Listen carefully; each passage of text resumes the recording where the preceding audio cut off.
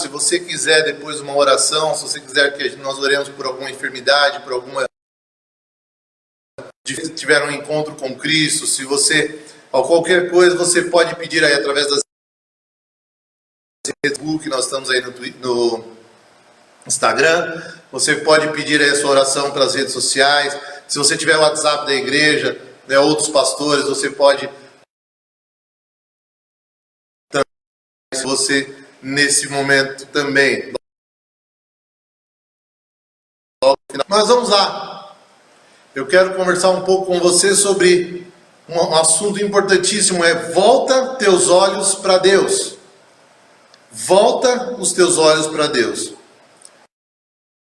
Eu que gosto muito de...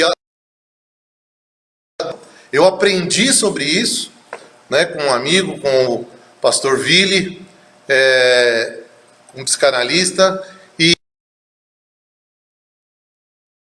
a autorreflexão é uma coisa importante na nossa vida, porque nos faz conhecer quem realmente somos. E muitas vezes nós não gostamos do que somos. E muitas vezes quando nós olhamos no espelho da alma, do espelho da nossa própria, porque às vezes nós nos escondemos de coisas que nós vemos no dia a dia. E eu creio que hoje nós temos que isolamento social, dessa pandemia, aproveitar toda essa situação para começarmos a refletir um pouco sobre nós e vamos entender o quanto nós precisamos nos voltar para Deus. Quando eu digo volta os teus olhos para Deus, não estou dizendo de pessoas que não conheceram a Deus. O texto que eu quero usar com você é 2 Crônicas 7,14, que diz assim: e se o meu povo, que se chama pelo meu nome, se humilhar e se converter dos seus maus caminhos, ouvirei dos céus, perdoarei os seus pecados e sararei. Eu estou usando uma versão antiga, né, Almeida Corrigida, que justamente porque ele é um texto bem conhecido, muitos anos atrás, algum tempo atrás, né? Então, eu quero falar com você sobre isso hoje. Vamos comentar um pouco sobre essa situação.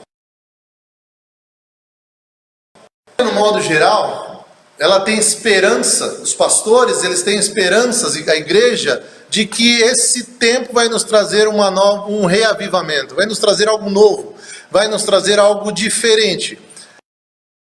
Um momento onde todas as igrejas estão crendo no que algo novo, com vários pastores referente a esse decreto que houve da prefeitura, se nós reabriríamos igrejas ou não, e tivemos aí conversando, tanto eu quanto o Jeff, e alguns pastores, algumas divergências quanto a isso, e mais uma coisa, todos tinham na sua mente de que haverá um grande reavivamento na igreja nesses últimos tempos. A igreja ela terá que ser reorganizada, ela terá que ser repensada. A igreja ela se perdeu. A igreja se perdeu nesses últimos tempos. A igreja ela parou de pensar na salvação. A igreja parou de pensar nas pessoas. A igreja parou de sofrer pelas pessoas como se via antigamente. Com a modernização, a igreja hoje ela acabou se perdendo em assuntos como prosperidade, ela acabou se perdendo em assuntos como cura, ela acabou... Estou dizendo para você que Deus não faça essas coisas, estou dizendo que Deus não dê prosperidade, não cure, que Deus não nos dê bênçãos grandiosas. Não, não é isso. O que eu estou dizendo é que muitos dogmas acabaram se perdendo dentro desses assuntos e perderam o que é mais importante, que é justamente a salvação de almas, que é justamente o Evangelho, aquela vontade de viver pelo Evangelho, né? Aquela realmente o famoso conhecido como evangelismo, né? As pessoas se perderam por aí. Então, diferenciada, né, do que está acontecendo. Mas vamos lá, né? Pastor Jonas Neves, um amigo da Igreja Batista do Povo, diz que a igreja ela é responsável pelas mudanças do país. A igreja é a pessoa responsável pela... Tem uma pregação muito antiga e muito bacana que se chama o funk da ostentação. E ele fala que a simplicidade e a comunhão com isso. Ok? Então vamos entrar um pouquinho sobre esse texto que eu estou falando para você. Bom, só para a gente entender um pouco do lado histórico de tudo isso, o povo vivia o patriarcalismo. Quem eram os patriarcas? E automaticamente os patriarcas eram colocados, eram sempre a pessoa mais velha, era sempre a pessoa mais experiente. Aquele povo, em volta do povo de Israel, tinha também aqueles povos que eram que tinham seus reis, que tinham reinados, que o sistema político era reis. E agora o povo pede a Samuel um rei. O povo quer um rei. E Samuel fala que se tem um rei, eu vou resumir bastante a história. E agora inicia um reinado, um novo reinado, como Saul sendo o primeiro rei. Saul começa o seu reinado muito bem, mas o seu coração fica soberbo. E aqui perseguidor do segundo rei, que é Davi. Davi reina por 7 anos em Israel, depois em Judá, desculpe, e depois ele vai para Israel, que até então era uma cidade muito pequena, era uma cidade sem muitas conquistas, e agora Davi começa a conquistas e viver as conquistas, e Israel cresce. Israel cresce, Davi agora guarda. Israel vai se tornando um país muito rico, um povo muito rico, e agora Deus dá ordem para que o templo seja construído, porém, Davi não poderia construir o templo. Então Davi foi guardando a ideia de agora construir o templo, então fica para o próximo rei, que é Salomão. Bom, Salomão agora já pede sabedoria a Deus. Deus lhe fala, olha o que você quer, e Salomão diz sabedoria. E agora Salomão monta um sistema governamental, monta um sistema de governo, quase que um parlamentar, administradores ao seu lado, e aparelha todo o seu exército, constrói frotas e constrói então o famoso templo. O templo é construído lá no Monte Pronto.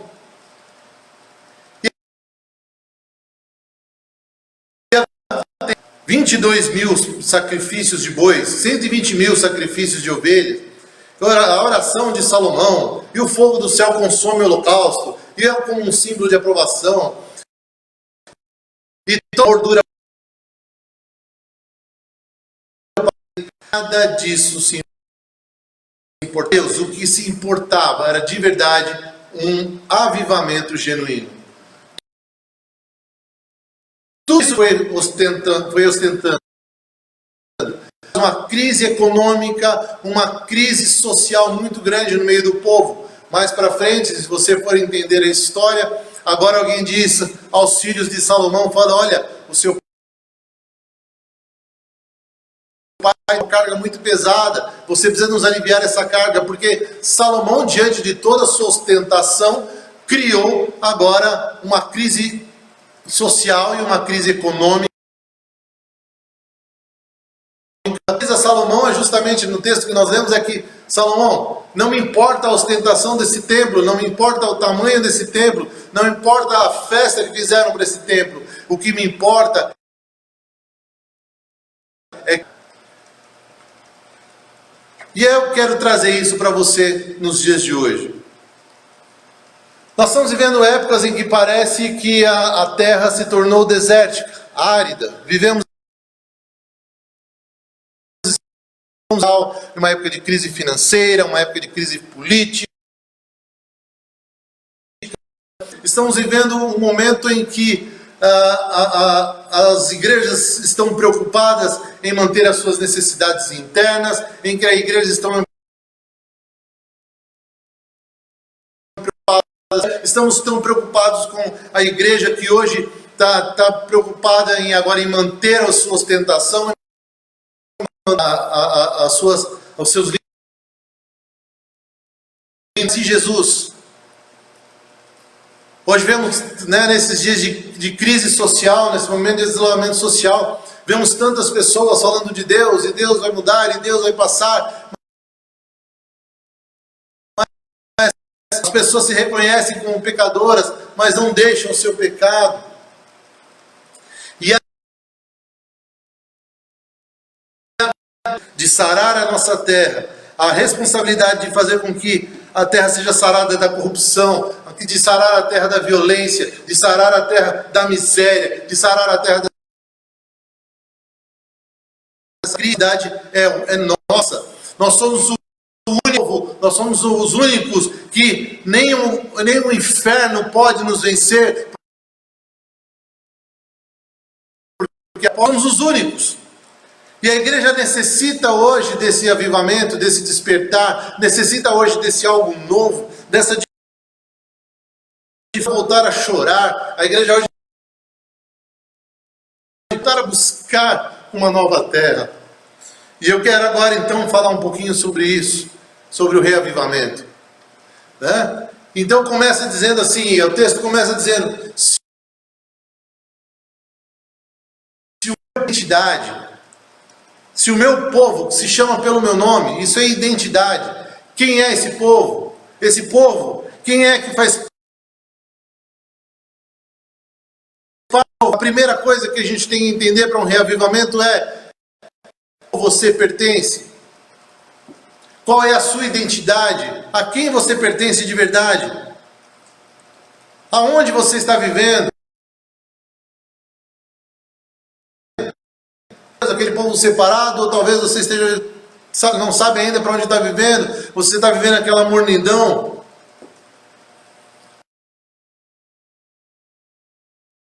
Está acontecendo no mundo.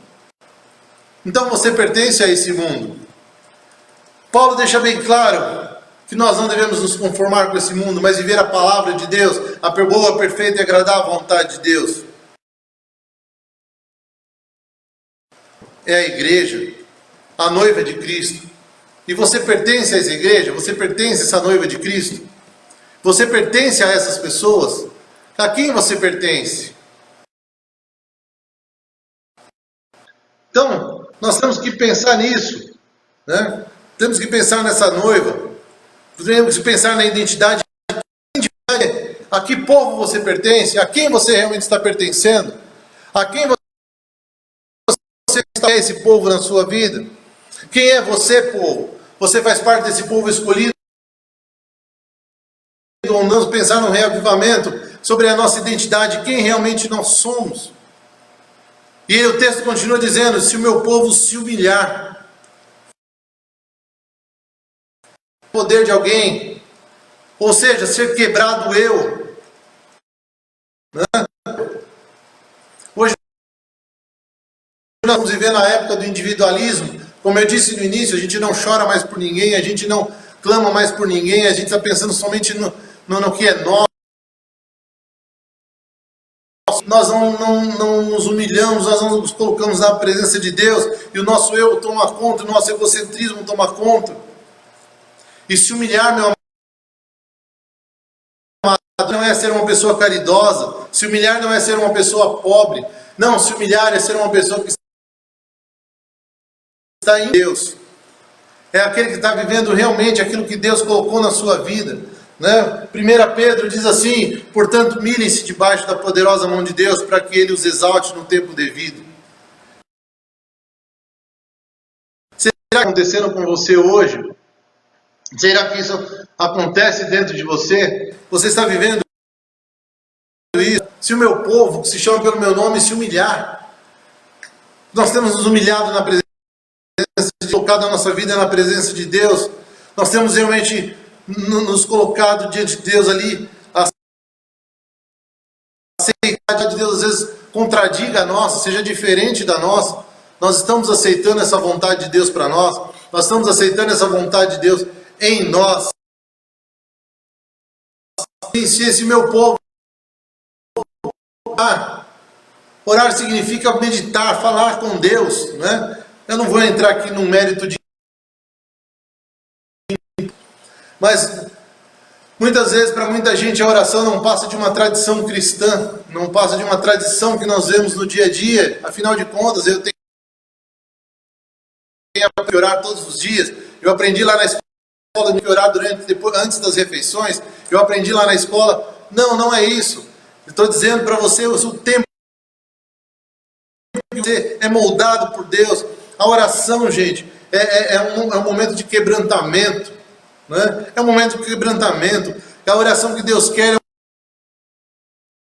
uma oração que está sendo trabalhada por Deus, trabalhada nas nossas vidas. Deus quer alcançar. Às vezes Ele está em segundo lugar. Muitas vezes Deus está em segundo lugar. Deus quer trabalhar a nossa vida. Deus quer trabalhar o nosso coração. Deus quer trabalhar o nosso jeito de ser. Deus quer trabalhar. Hoje você não precisa mudar a sua oração. Quem sabe hoje a sua oração já esteja tão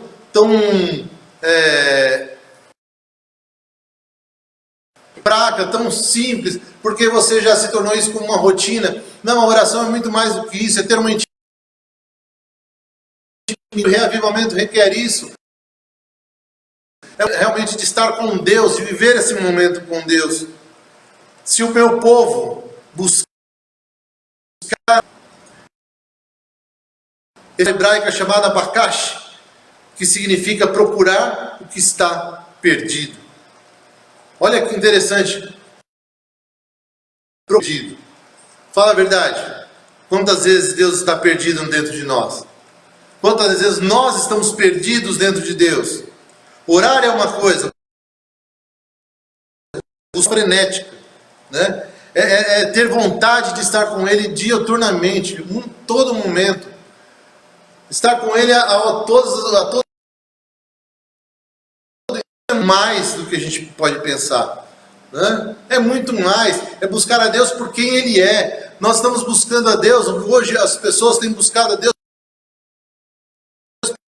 Deus pela cura, pela prosperidade, as pessoas têm buscado a Deus pelos seus problemas, as pessoas têm buscado a Deus por algum interesse, mas não têm buscado a Deus realmente Ele é nas nossas vidas. Deus... às vezes buscamos Deus por motivos tão fúteis, às vezes buscamos a Deus por dinheiro, às vezes buscamos a Deus por status, e não é isso. Deus quer o que Ele realmente representa na nossa vida. Ficaria chateado se alguém chegasse para você e falasse: olha, eu sou seu amigo só porque eu me interesso, só porque você é um cara de dinheiro, então eu sou seu amigo porque eu tenho interesse nisso. Já pensou se alguém chegasse comigo, sabe por quê? Porque eu quero tal coisa de você, porque eu quero tal coisa de você. Não sei se você saber que você tem uma pessoa que você tem uma amizade tão grande com ela. Imagina aqui, eu sei que é brincadeira, né, o Jeff aqui, que a gente se conhece há 20 e tantos anos, 27. Sabe por que eu estou aqui? Eu quero chegar a fazer como coisa, e falar: poxa, 28 anos, coisa feia, que coisa ruim. E sim, é assim que muitas vezes nós fazemos com Deus, é assim que muitas vezes não coisa dele, mas não temos interesse por ele. E se nós queremos um reavivamento real, buscar a face do Senhor, buscar de Deus, buscar pelo que Ele é na nossa vida, pelo que realmente Ele representa a nós, pelo que realmente Ele pode fazer. Diz assim ainda: e se o meu povo se converter, converter vem do hebraico. Isaac uma vez pregou sobre isso, refazer o caminho da volta. Converter é refazer o caminho, os maus caminhos, ou seja, dar a direção, porque muitas vezes, meu amigo, muitas vezes, meu irmão, a gente acaba criando os nossos próprios caminhos, a gente acaba criando os nossos próprios lugares, e a gente esquece de Deus, e a gente vai esquecendo de que Deus está à frente de todas as coisas.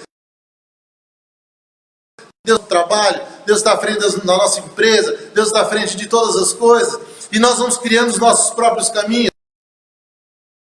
e muitas vezes nós entramos em caminhos de corrupção, e muitas vezes nós entramos em caminhos de mentira, maus hábitos, e não vai existir um avivamento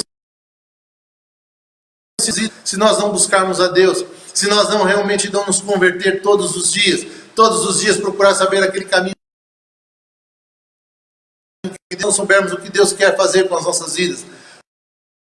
Deus nos dá, às vezes, esse caminho que nós não é tão simples, porque às vezes o caminho é conflituoso, às vezes a gente tem conflitos, às vezes são coisas que a gente não quer que aconteça na nossa vida, mas os caminhos que Deus coloca para nós são caminhos de transformação, são caminhos que nos desviar o caminho para não encontrar com seu irmão Esaú. Afinal de contas, Esaú era um cara que matá-lo, e agora Jacó fica morrendo de medo, e Jacó tenta se desviar do caminho, e Deus o coloca no caminho de volta, né? Você conhece toda a história, e Deus o coloca agora. Esaú era um caminho de conflito, era um caminho onde precisava ser passado, mas foi um caminho de transformação, e muitas vezes nós não entendemos que transformação é um caminho diferente, é um caminho que Deus quer fazer algo novo, algo diferente na nossa vida. Então, a conversão tem que realmente de verdade. Você precisa se converter dos seus maus caminhos. Os maus caminhos aqui não significa que você está fazendo alguma coisa errada, mas significa o caminho que não é aquele caminho, aquela situação que Deus colocou na sua vida, não é aquele caminho que Deus realmente trabalhou na sua vida. E muitas vezes você, né, eu já bati muito cabeça, eu tenho certeza que você já bateu muita cabeça, porque nós seguimos os nossos próprios caminhos, porque nós tentamos seguir alguma coisa que nós entendemos correto, estamos fazendo o que era correto, e não era bem isso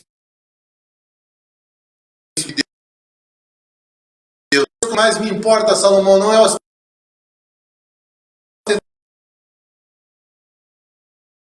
somente poder viver agora um momento de transformação do povo. O que Deus está preocupado hoje não é se nós vamos ter um tempo maior ou melhor, não é se nós vamos ter mais dinheiro ou menos dinheiro. O que Deus está preocupado conosco é se nós realmente hoje vamos passar por um reavivamento, se nós vamos passar por um tempo novo, se nós vamos chegar aqui realmente mais com o nosso coração mais cheio de amor pelas pessoas, pelas almas. Eu preciso disso, você precisa disso, nós precisamos disso. Deus não é impenetrável, Deus está aguardando isso, Deus está esperando isso.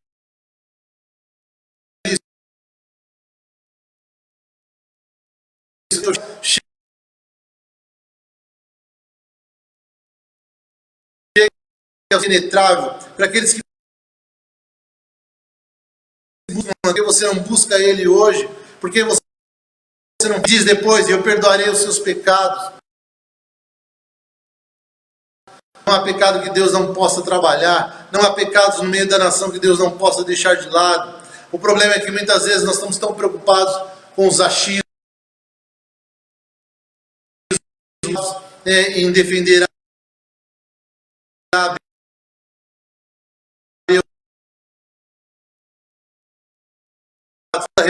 nós precisamos começar a nos arrepender e viver um momento novo e diferente. A sua terra. Deus quer sarar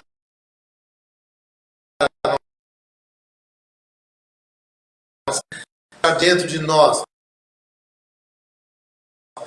Deus quer começar a sarar a nós de uma forma diferente. Deus quer fazer algo novo, diferente no meio de nós.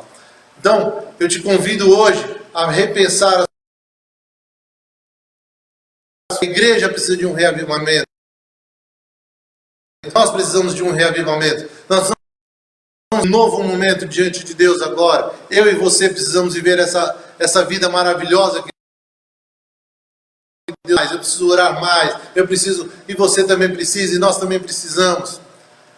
Porque Deus está nos céus, procurando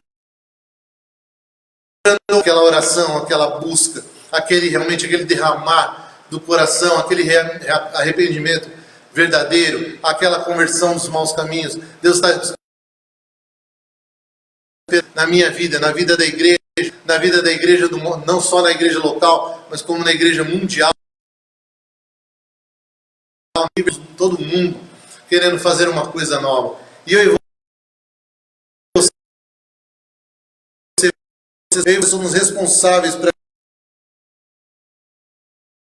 que haja mudança nesse mundo. Eu não sei o que vai acontecer diante dessa pandemia. Eu sei que muita coisa vai mudar, mas nós precisamos nos colocar diante de Deus e fazer com que Deus trabalhe na nossa vida, trabalhe. Começar em mim, Senhor, quebra corações, para que sejamos todos um, como Tu és em nós. A começar em mim, muda, Senhor, a vida, para que sejamos todos um. E Deus quer fazer isso comigo e com você. Eu tenho certeza que Deus com você agora em nome de Jesus. Pai, eu te agradeço porque Tu és grande, soberano e tremendo. Eu te agradeço, Senhor, porque o Senhor fez algo tão maravilhoso. O Senhor não está nos preocupado com as nossas tentações, com os nossos jeitos, ó Pai, mas o Senhor está preocupado com a nossa vida, Pai. E que haja um reavivamento na igreja, Pai. Que haja um reavivamento em nós, ó Pai. A começar em mim, Senhor. Que nós possamos, ó Pai, viver um momento novo. Pai. Vamos ver quantas coisas ainda nos afastam de Ti, quantas coisas ainda nos deixam longe de Ti, ó Pai. E nós precisamos mudar tudo isso. Eu te peço a Tua bênção, eu te peço o Teu amor. Em nome de Jesus. Amém e amém. Amém. Que Deus possa abençoar a tua vida. Deus possa te abençoar no momento da ceia. Pega aí o teu elemento da ceia, o teu suco. Pega aí